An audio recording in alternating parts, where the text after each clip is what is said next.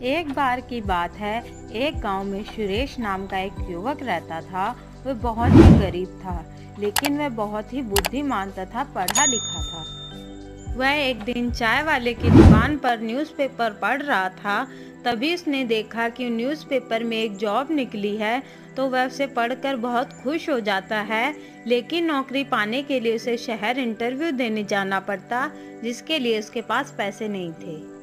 तो वह उदास हो जाता है और जल्दी से अपने माता पिता के पास जाता है और उनसे पैसे मांगता है, लेकिन उनके पास भी पैसे नहीं होते हैं। तब उसका पिता उससे कहता है, बेटा, हमारे पास तो पैसे नहीं हैं। तुम ऐसा करो, रामलाल के पास चले जाओ और उनसे सारी बात बता देना। हो सकता है वो तुम्हें कुछ पैसे दे दें। पिता की यह बात सुन सुरेश रामलाल के पास पहुंचता है और उसको सारी बात बताता है। तो रामलाल कहता है, अरे नहीं नहीं, अब मैं तुम लोगों को एक पैसा भी नहीं दे सकता। मैंने पहले से ही तुम लोगों को इतना सारा कर्ज दे रखा है, अब और नहीं दे सकता। रामलाल की यह बात सुनकर सुरेश बहुत ही उदास हो जाता है और वहां से चला जाता है। रास्ते में उसे एक मंदिर दिखाई देता है, तो वह सोचता है, क्यों ना मैं भगवान से प्रार्थना करूं कि भगवान मेरी मदद करे।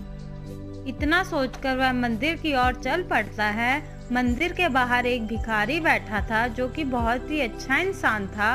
वह सुरेश को इस प्रकार परेशान देखकर उसके पास जाता है और उससे पूछता है, क्या बात है बेटा, तुम इतने परेशान क्यों हो? तो सुरेश उसकी तरफ देखता है तो उसे पता चलता है कि वह एक भिखारी है। वह उसकी क्या मदद करेगा। तो सुरेश कहता है, कुछ नहीं बाबा, बस ऐसे ही। खैर आप छोड़ो, आप आराम करो। आप खुद इतनी मुसीबत में हो, आप मेरी मदद क्या करोगे? यह कहकर सुरेश वहां से जाने लगता है। तो फिर भिखारी उसे आवाज देता है और कहता है, बेटा, तुम मुझे बताओ तो, तुम्हें क्या परेशानी है? शायद मैं तुम्हारी कुछ मदद कर सकूं। भिखारी के बार बार पूछने पर सुरेश उसे बताता है, बाबा, आज मेरा इंटरव्यू है और मुझे इंटरव्यू के लिए शहर जाना है, लेकिन मेरे पास पैसे नहीं है। मैं क्या करूं? फिर भिखारी कहता है, तुम परेशान मत हो बेटा, ये कुछ पैसे हैं। ये पैसों से तुम आराम से शहर जा सकते हो। मुझे क्या, मैं तो अपनी जिंदगी जी चुका हूँ। ये पैसे ले लो और जल्दी से अपना इंटरव्यू पूरा करो। यह सुनकर सुरेश बहुत खुश हो जाता है और वहां से चला जाता है और शहर पहुंचकर इंटरव्यू देता है और इंटरव्यू में पास हो जाता है। घर वापस लौटते वक्त वह सोचता है, मैं भिखारी बाबा के लिए मिठाई खरीद लेता हूँ। मैं ये खुशखबरी सबसे पहले उन बाबा को ही सुनाऊंगा। इतना सोचकर वह एक मिठाई की दुकान पर जाता है और मिठाई खरीदता है। फिर गांव की तरफ निकल पड़ता है।